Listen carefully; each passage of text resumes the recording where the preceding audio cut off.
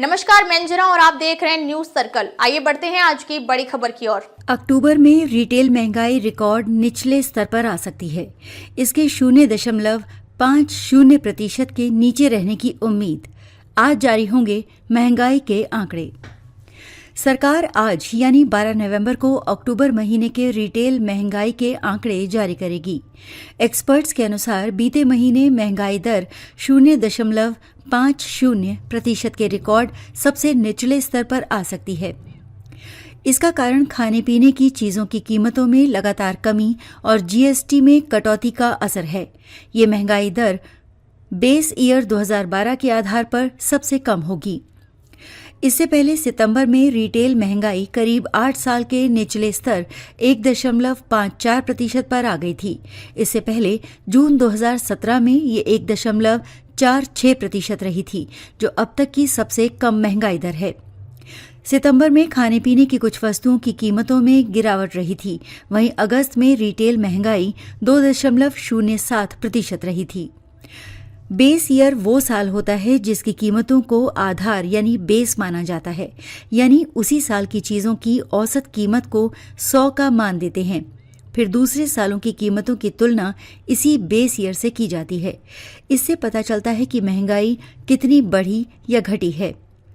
उदाहरण, मान लीजिए आपके घर का बजट 2020 में था। उस साल 1 किलो टमाटर 50 रुपए का था। अब 2025 में वो 80 का हो गया, तो महंगाई 80 माइनस 50 अथवा 50 गुना 100 बराबर 60% बढ़ी। यही फॉर्मूला सीपीआई में यूज होता है, लेकिन ये पूरे बाजार की चीजों पर लागू होता है।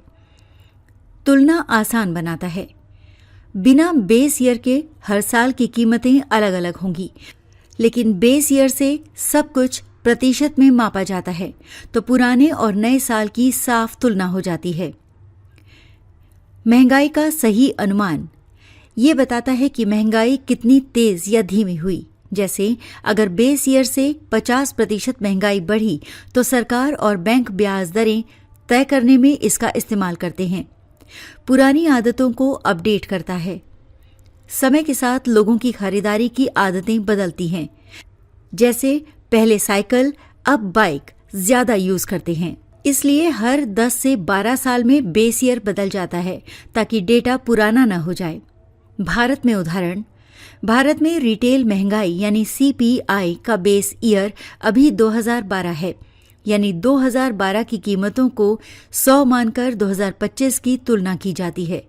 अगर सीपीआई 2025 में 150 है, तो महंगाई 50% बढ़ चुकी है। सरकार यानी भारत में सांख्यिकी एवं कार्यक्रम कार्यान्वयन मंत्रालय आमतौर पर हर 5 से 10 साल में नया बेस ईयर चुनती है। ये ऐसा साल होता है जो सामान्य हो, न ज्यादा सूखा हो, न महामारी, न ज्यादा महंगाई, ताकि आधार मजबूत हो। भारत में 1950, 1951 से शुरू हुआ, फिर 1960, 61, 1982, 1983, 94, 2001, 2010 और अब 2012। अब तक के लिए बस इतना ही। फिर मिलते हैं एक ऐसे ही बड़ी खबर के साथ। तब तक के लिए नमस्कार और देखते रहिए न्यूज सर्कल। अगर आपको वीडियो पसंद आई हो तो लाइक करें व शेयर करें। ऐसे लेटेस्ट अपडेट पाने के लिए बेल आइकन प्रेस करना ना भूलें। अगर आप हमें फेसबुक या फिर इंस्टा के माध्यम से देख रहे हैं तो हमारे पेज को फॉलो जरूर करें। धन्यवाद।